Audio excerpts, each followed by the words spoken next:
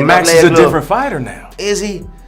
Is he really? I don't really see it. I don't see vast improvements. In fact, the improvements he made was after the fight he had with me, where he adopted some of my moves. But then what did he do? We went on to win the world title. So I sunned Max when I fought him last, and I plan on doing the same again in more devastating fashion. 30 seconds. 30 seconds. Conor McGregor's training camp ahead of UFC 329 has become one of the biggest talking points in mixed martial arts. And with every new video he shares, the excitement surrounding his return against Max Holloway continues to grow. For the first time in years, it genuinely feels like McGregor is living and breathing fight preparation again. Fans have watched him pushing through intense sessions, sharpening his striking, improving his conditioning, and showing off a physique that looks noticeably stronger than the version we last saw competing inside the octagon. After everything that's happened over the last few years, the conversation has completely changed. Instead of asking whether Conor McGregor will ever fight again, people are now asking whether this could actually be the best version of him we've seen since becoming a two-division world champion. Of course, looking impressive in training is one thing. Doing it against Max Holloway is something completely different. That's exactly why this matchup has become so fascinating.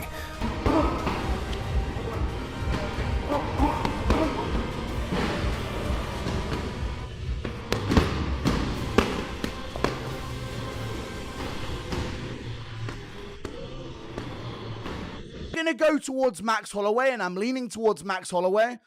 But I don't know if, like, McGregor's going to at least have 10 pounds on him, dude. He has put on a lot of size. Is that a recipe for disaster for him if this does go into the later rounds? Yes. I'm talking about a McGregor fight in 2026. I'm breaking down a Conor McGregor fight in 2026, dude. I actually can't believe I'm saying these words. We're so back. The White House card, Strickland beats Chimaev. If only Yuri wouldn't have fumbled it. Yuri, you fool. Look, Max is alright. Max is good. Max is my son. I sunned Max when we fought those years ago, and I'm going to do so again. He's gotten a lot better since you last fought. Would you not agree? I don't think so. Really? I don't see much. Since 2013? No, I don't see much. I don't see much difference, no. Really? No. Not so much. Same reaction, same movements. Listen, Max got better after he fought me. He added more moves to his game, but even still, there's only one. So I'm not gonna say I don't rate him. I don't rate any of them. So it's on me now, with my date set, to go and show that. Holloway isn't the young prospect McGregor defeated all those years ago. He's now one of the most experienced fighters in the UFC, with legendary cardio, relentless pressure, and the kind of durability that's frustrated elite opponents throughout his career. He's evolved into a completely different athlete, and many people believe this rematch will look nothing like the first meeting between the two. The biggest question surrounding McGregor isn't talent. It's whether years away from consistent competition, combined with the devastating leg injury he suffered, have permanently changed the type of fighter he can be. Ring rust is something almost every returning fighter has to deal with, especially when they've spent long periods away from real competition. Timing, reactions, and decision-making inside the cage are incredibly difficult to recreate in training, no matter how good a camp looks. At the same time, McGregor supporters believe this comeback is different. Rather than putting himself through brutal weight cuts, he's preparing at a more natural weight, allowing him to focus on building strength, improving conditioning, and recovering properly between sessions. I think he's missed it. Genuinely, he's worked very hard to get here. Great opportunity for Max, obviously, after the Charles fight. You wouldn't have thought that he would get an opportunity that was bigger than that one, but here he is, bigger stage, bigger name, bigger opponent, primetime international fight week, and that card will likely have Patty, Gable Steveson. That's big time stuff. That's old school international fight weeks. And like Max Holloway's a family guy, good dude. So is he gonna go super dirty and like personal? Like he even did that with Dustin Poirier and his wife. It's like, I don't know what lane he can take with Max. Also, he's been out for so long. And, you know, even the Dustin Poirier build-up, he talked all this shit, and they see his leg fall off. So I think we're thinking of the days when he was talking all that, we're not here to take part, we're here to take over, all that. That's all fine and dandy when you're winning. When you haven't won in 7 years, it's a tough sell, man, as far as that hype. You know what I'm saying? It's like a musical. The music to my ears it is. Rob, you know, I'm out so long, 5 years. My body's fresh, my mind is sharp. I'm ready to come back. I've got a great opponent. I've got a great deal off the UFC. I'm very, very happy. They honored me, finally, I can say. So July 11th, and the opponent is a man that I have beaten before in Max Holloway. So he is an established fighter, an accomplished fighter, former UFC world champion, multiple time. So this is a quality opponent. Indeed. And our last bout was martial arts mastery by yours truly. So I plan on doing it again. I plan on showing my growth, you know, and my improvements in there. So I'm very, very excited for it. Preparation is going very well.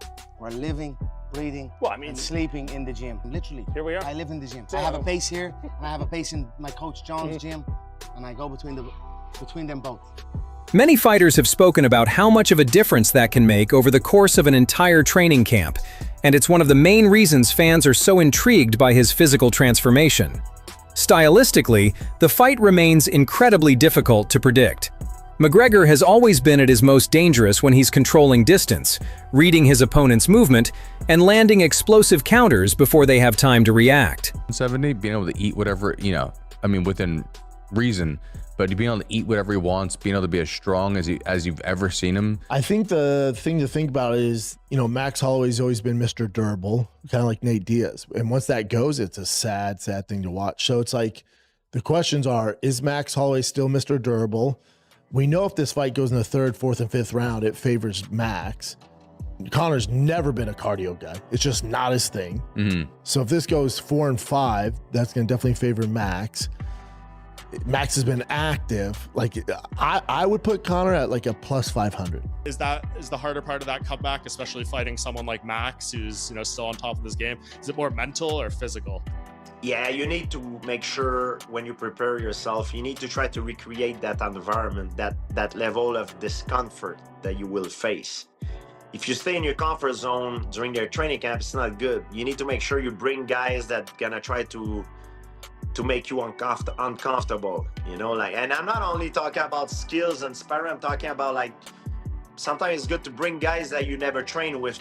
You know, you have the butterfly, you don't know how they move, you don't know if they're dirty, they're gonna try to hurt me, or... It's gonna be Max versus Conor. How do you think that goes at 170? That's a good fight. Stylistically, good fight for the Conor. Max is done already. He's just going make a money and then retired. You think he's finished? Yeah, his last fight, he looked so bad. That's crazy. I was surprised how you cannot wrestle. Zero wrestling. You've been in this sport 20 years. And I thought he went to Dagestan for 2-3 years and then come back. He has like 3-4 fights left and then he's gonna retire. I think it would be a great fight. I love both. I think if Conor can put himself back into the hell zone that he's in the tunnel, but the light is after the fight. But I'm not gonna put myself in the light until I'm done with the fight. That's if he put himself into that zone, we're gonna have a hell of a fight. Holloway, meanwhile, wants exactly the opposite. He wants a relentless pace, constant pressure, and long exchanges that slowly wear opponents down over the course of 5 rounds. Whoever succeeds in imposing that style will almost certainly dictate the fight. That's why opinions throughout the MMA community remain so divided. Some believe McGregor's power, precision, and renewed motivation will allow him to remind everyone why he became one of the biggest stars the sport has ever seen. Others feel Holloway's activity, durability, and evolution over the last decade make him an even more dangerous opponent than he was during their first meeting. The stakes couldn't be much higher. If McGregor wins, he immediately places himself back among the biggest names in the sport, reigniting conversations about blockbuster fights and possibly another run toward UFC gold. July 11th, which incidentally is 3 days before Conor McGregor's 38th birthday, okay? Not an old man, but certainly not a spring chicken by any accounts, and certainly when it comes to professional fighting. Now, you could argue that he's had 5 years away from the sport, which is true. That's 5 years of not having the wear and tear.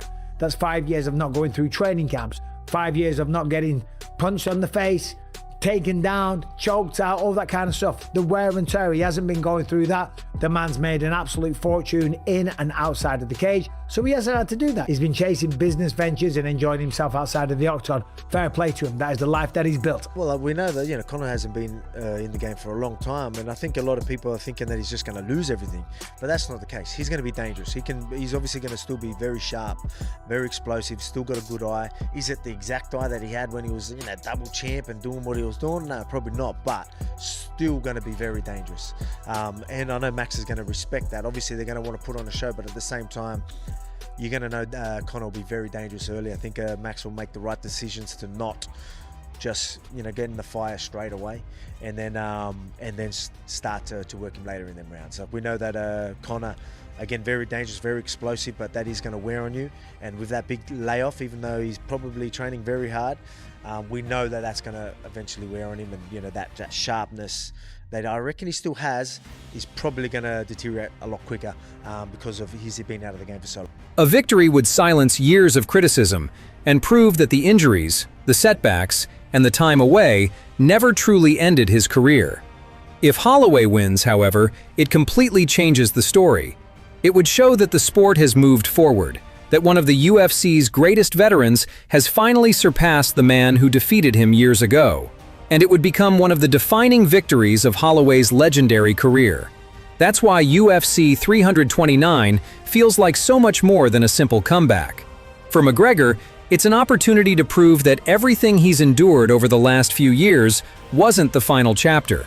It was simply the beginning of one last attempt to remind the world exactly why he became the biggest superstar mixed martial arts has ever seen.